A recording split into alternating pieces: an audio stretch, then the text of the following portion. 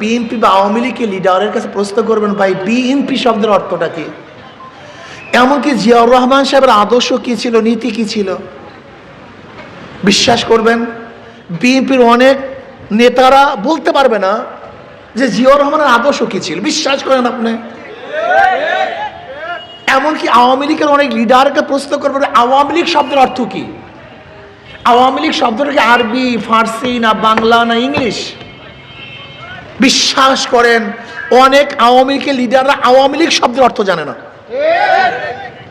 আপনি আজকে প্রশ্ন করবেন আওয়ামী লীগ কারা গঠন করেছিল, আওয়ামী লীগের প্রথম সভাপতি কে ছিল, সেক্রেটারি কে ছিল, আজকে প্রশ্ন করবেন যে আওয়ামী লীগ কোন সনে এটা প্রতিষ্ঠিত হয়েছিল, আওয়ামী লীগের লিডাররা জানে না।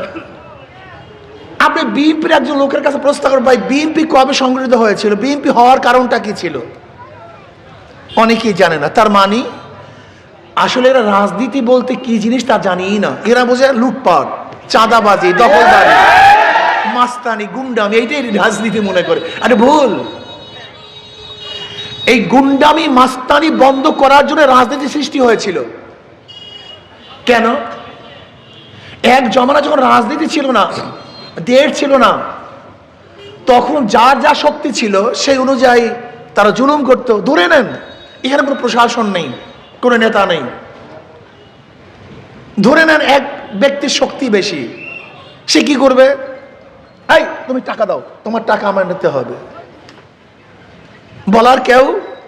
কেন বলেন? কেন? সে শক্তিশালী, যার টাকা নিচ্ছে সে কি দুর্বল। এখন কি করছে দুর্বল লোকগুলো? কি করছে যে না এরকম আমার ইউনিটি লাগবে, আমরা একটা নেতা নির্বাচন করব, যে নেতা ওই যে শক্তি অপশক্তি, এই অপশক্তির বিরুদ্ধে দুর্বলতাকে ঐক্য করে আমাদেরকে নিরাপত্তা প্রদান করবে। এখান থেকে রাজনীতি শুরু, এখান থেকে স্টেটের শুরু, এখান থেকে প্রেসিডেন্টের শুরু, প্রাইম মিনিস্টারের শুরু, এখান থেকে বিচার বিভাগের শুরু, যে আমাদের উপর কেউ জুলুম না করতে পারে, অত্যাচার করতে না পারে, অবিচার করতে না পারে। রাজনীতি ছিল মানুষের জুলুম মুক্ত করার জন্য, মানুষের শান্তি দেওয়ার জন্য, স্বাধীনতা দেওয়ার জন্য। অথচ আজকে রাজনীতি কি করতে সেই সেকেলে, মানে জিসকা লাঠি উসকা ভইস, জিসকা তাকাত উসকা হুকুমত। আপনারা জানেন না একসময় চরে যখন মহিষ পালন করত, তাহলে যার কাছে লাঠি থাকতো সে সব মহিষ ধাবড়ায় নিয়ে যেত, সব আমার। জিসকা লাঠি উসকা ভইস, মানে যার কাছে লাঠি থাকবে ভইস সব কি তার। জিসকা তাকাত উসকা হুকুমত, যার শক্তি তারই আইন চলবে।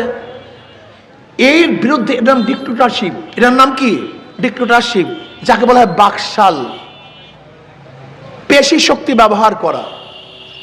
আর এই পেশি শক্তি ব্যবহারের বাহিরে হয়েছিল ডেমোক্রেসি, গণতন্ত্রবাদ। জনগণের শাসন চলবে, জনগণ যেটাকে ভালো মনে করবে সেইটা চলবে।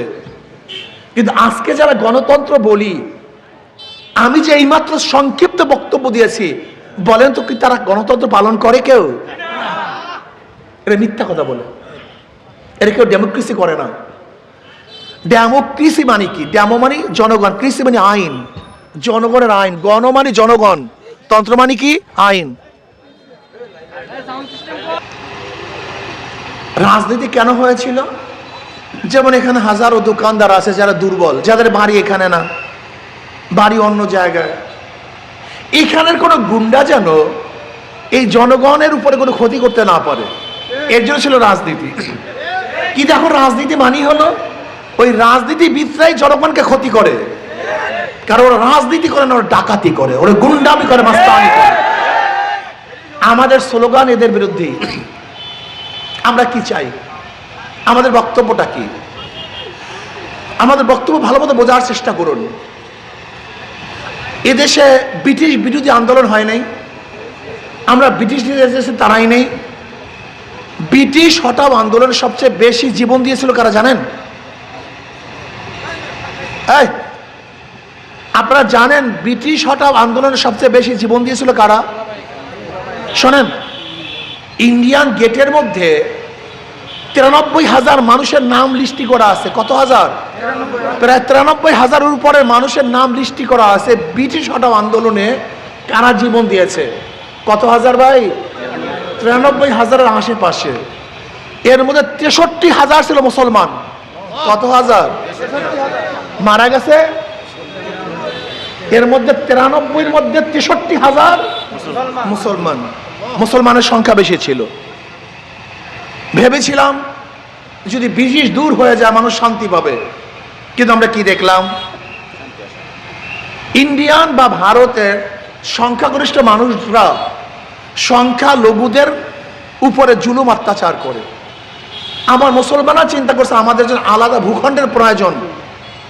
আমরাই আন্দোলন করেছিলাম 47-এ পাকিস্তানের পক্ষে। আমরা পাকিস্তান করেছিলাম। ভূমিকা কাদের ছিল? মুসলমান। ভেবেছিলাম আবার শান্তি পাবো, কিন্তু পশ্চিম পাকিস্তানের মানুষগুলি পূর্ব পাকিস্তানের মানুষকে শান্তি দিতে আবার 71-এ আমরা আন্দোলন করেছিলাম। কিসের আশায়? কথা কয় না। কিসের আশায়? আচ্ছা, এবার আমি প্রশ্ন করি, 71-এ দেশ স্বাধীন হলো, 72-এ সংবিধান রচিত হইল, শেখ সাহেব ক্ষমতায় বসলেন, 73-এ একটা নির্বাচন হয়েছিল। 73-এ একটা নির্বাচন হয়েছিল। সেই 73 নির্বাচনের 293 সিট পেয়েছিল আওয়ামী লীগ। কত সিট?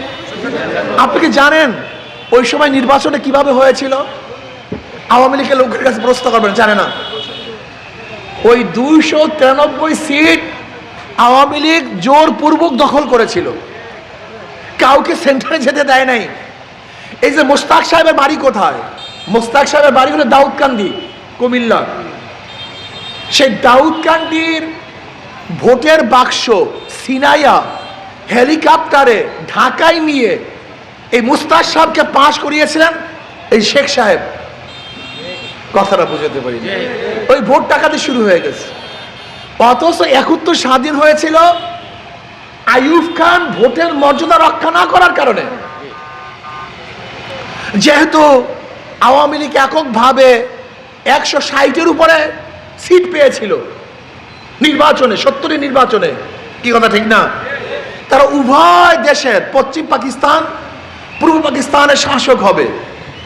লেকিন যখন আইয়ুব খান তাদের ভোটের অধিকার মর্যাদা রক্ষা করতে না পারছে, তখন বাংলাদেশের মানুষ যা কিছু ছিল তা নিয়ে পাকিস্তানের বিরুদ্ধে ঝাঁপিয়ে পড়ছে, কিন্তু শিক্ষা পায়নি। 71-এ স্বাধীন হওয়ার পরে 73-এ আবার আওয়ামী লীগ ভোট ছিনতাই করছে, ভোট ডাকাতি করছে। আসুন, 71 থেকে আজকে 2024 পর্যন্ত যারা শাসক ছিল আমাদেরকে শান্তি দিতে পারছে? মুক্তি দিতে পারছে? আমি অনুরোধ করছি ভাই, চিন্তা করুন, বোঝার চেষ্টা করুন।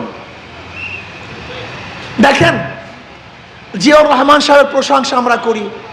তিনি বহুদলীয় গণতন্ত্র করছেন, তিনি ধর্মের মর্যাদা প্রদান করছেন, ইসলামী মূল্যবোধকে তিনি প্রতিষ্ঠিত করেছেন, অনেক প্রশংসা করছি। জিয়াউর রহমান সাহেব 77-এ দুনিয়া সাহেব, তিনি 79-তে দুনিয়ার থেকে বিদায় হয়ে গেলেন। বিদায় হওয়ার পরে তার প্রশংসার কারণে আমরা ক্ষমতা কারে আনলাম? সত্তার সাহেবকে। কিন্তু সত্তার সাহেব টিকতে পারেনি। তার প্রশংসার কারণে আবার 91-তে কাকে ক্ষমতায় আনলাম? তার স্ত্রীকে। কিন্তু 96 পর্যন্ত টিকতে, আবার তার প্রশংসার কারণে 2001-এ বিএনপিকে ক্ষমতায় আনলাম, কিন্তু 2006 পর্যন্ত কথা বলেন দেখেন, দুর্নীতিতে 5 বার চ্যাম্পিয়ন, 1-2 বার না 5 বার, 1-2 বার না 5 বার হ্যাট্রিক করছে, 3 বার, আবার 2 বার অতিরিক্ত, মোট 5 বার। এর কারণটা কি? জিয়াউর রহমান সাহেবের প্রশংসায় তো বারবার ভোট দিয়েছিলাম, কিন্তু তারা কোনো রেজাল্ট দেখাতে পারে নাই। আবারও ভোট দিবেন? হ্যাঁ, বিয়াকুপরা দিতে পারে, যাদের মাথায় ঘিলু নাই তারা ভোট দিতে পারে, যারা মূর্খ তারা ভোট দিতে পারে, কিন্তু যারা বারবার ফেল করেছে, চক্ষু আছে, জ্ঞান আছে, তারা এই নৌকা ধানের শীষ নাঙ্গলকে আর ভোট দিতে পারে না। তারা দিতে পারে না, মূর্খরা দিতে পারে। আজকে দেখছেন না, পত্রিকায় আসছে, নিউজে আসছে, টাঙ্গাইলের সভাপতি সহ মদ এবং জুয়ার আসর থেকে 35 জন অ্যারেস্ট করছে। আজকে খবর দেখেন, প্রতিদিন চাঁদাবাজ, প্রতিদিন এই যে আপনাদের সিলেটের সমস্ত চাঁদা, সমস্ত পাথরগুলি সব ফুতুর। এদেরকে আবার ভোট দেবেন আপনারা? আপনাদেরকে মাথায় ঘিলু নাই? আপনাদেরকে জ্ঞান নাই? যারা বারবার ফেল করেছে, একজন আমাকে প্রশ্ন করেছে, হুজুর বিএনপির এত ভোট। আমি বললাম বিএনপির তো কোনো ভোট নেই। বলে কিভাবে বললেন বিএনপির ভোট নেই? বললেন না। বলে যুক্তি? আমি বললাম দেখেন, এদেশের একসময় ভোট ছিল সব মুসলিম লীগের। একসময় ভোট ছিল কাদের? মুসলিম লীগ শেষ, চলে আসছে কাদের? আওয়ামী লীগের। আওয়ামী লীগ শেষ, বসে আসছে কাদের? বিএনপির। বিএনপি শেষ, ভোট দিয়েছে কাদেরকে? জাতীয় পার্টি। জাতীয় পার্টি শেষ, ভোট দিয়েছে কাকে? জোটকে। তার মানে ভোট পরিবর্তনশীল। আমাদের কারোর জন্মগতভাবে আমরা কারোর ধানের শীষ নিয়ে জন্মগ্রহণ করি নাই, নৌকা নিয়ে জন্মগ্রহণ করি নাই। আমরা ভোট দেই কেন? ভালো পাওয়ার জন্য, শান্তি পাওয়ার জন্য, মুক্তি পাওয়ার জন্য, ইসলামকে প্রতিষ্ঠিত করার জন্য। যেই দলগুলি আমাদেরকে শান্তি দিতে পারে নাই, মুক্তি দিতে পারে না, ইসলামকে প্রতিষ্ঠিত করতে পারে নাই, ওদেরকে আমরা ভোট দিতে পারি না। ওরা বারবার পরীক্ষা দিয়েছে, বারবার ফেল, বারবার পরীক্ষা দিয়েছে, বারবার। কিন্তু ইসলামকে একবার আপনারা পরীক্ষা নেন নাই, আমরা পরীক্ষা দেই নাই। ইসলামকে একবার পরীক্ষা নেন নাই, আমরা পরীক্ষা দেই নাই। আমি অনুরোধ করব, দুই হাত জোর করে একটাবার ইসলামকে পরীক্ষা করুন। একটাবার, একটাবার, একটাবার ইসলামকে পরীক্ষা করুন। যদি ফেল করি, খোদার কসম আপনাদের কাছে আর ভোট নেওয়ার জন্য আসবো না, আসবো না, দরকার নেই। ফেল করছি, আসবো না ইনশাআল্লাহ। ইসলামকে একটা বার পরীক্ষা করুন। ইসলাম ফেল করার আদর্শ নয়, ইসলাম বিজয় হওয়ার আদর্শ। ইসলাম ফেল করার আদর্শ নয়, ইসলাম গোটা দুনিয়াকে শাসন করার আদর্শ। একটা বারের জন্য আসুন। আমাদের এখানে প্রার্থী মুফতি সাহেব, মুফতি ফখরুদ্দিন সাহেব একজন মুফতি সাহেব, আদর্শবান, নীতিবান, চরিত্রবান, ইসলামের লয়ের উপর ডিগ্রি অর্জন করেছেন। এদের এই চেহারার মধ্যে ঘুষের ছাপ আছে না? এই চেহারার মধ্যে চুরির ছাপ আছে, ঠিক না? ও মদ খানা ধরা পড়বে, ঠিক না? এই চেহারা মদ খোরের চেহারা নয়, জালেমের চেহারা নয়। এই হাতের মধ্যে খুনের রক্ত নাই, চুরির রক্ত নাই, ডাকাতির রক্ত নাই, অবৈধ অস্ত্রের কোন স্পর্শ এই হাতের মধ্যে নেই। এরাই যখন ইনশাআল্লাহ বিজয় অর্জন করবে, এই বাংলাদেশ বিজয় অর্জন করবে। এরা বিজয় অর্জন করে জাতি বিজয় অর্জন করবে। এরা বিজয় অর্জন করে জনগণ মুক্তি পাবে, জনগণ শান্তি পাবে। আমার শেষ কথা হলো এই, 2 নম্বর জমিতে 1 নম্বর ফসল হয় না, 2 নম্বর উস্তাদের কাছে 1 নম্বর ছাত্র হয় না, 2 নম্বর দল এবং নেতার কাছেও দেশ কোনোদিন 1 নম্বর হতে পারে না। আসুন একটা বারের জন্য হাত পাকা প্রতীক। যারা নাঙ্গলে নির্বাচন করে, নাঙ্গল বইতে পারে না। যারা ধানের শীষে নির্বাচন করে, নিজেরা ধান কাটতে পারে না। যারা নৌকা নির্বাচন করে, নিজেরা নৌকা চালায় না, চালাতে পারে না। সব ধোঁকাবাজ। নাঙ্গল গরিবদের প্রতীক, ধানের শীষ গরিবদের প্রতীক, নৌকা গরিবদের প্রতীক। কিন্তু যারা নির্বাচন করে একজনও গরিব না। প্রতীক গরিবদের, কিন্তু একজনও গরিব না। কিন্তু হাত পাখা এমন এক প্রতীক, যারা নির্বাচন করে তারাও ঘুরাতে পারে, যারা করে তারাও ঘুরাতে পারে। গরিবরাও চালাতে পারে, ধনীরাও চালাতে পারে, পুরুষরাও চালাতে পারে, মহিলারাও চালাতে পারে। এটা ধনীদেরও প্রয়োজন, গরিবদেরও প্রয়োজন। এটা মুসলমানের প্রয়োজন, হিন্দুদের প্রয়োজন। কারেন্ট ফেল করে, হাত পাখা ফেল করে না, সবাইকে শান্তি দেয়।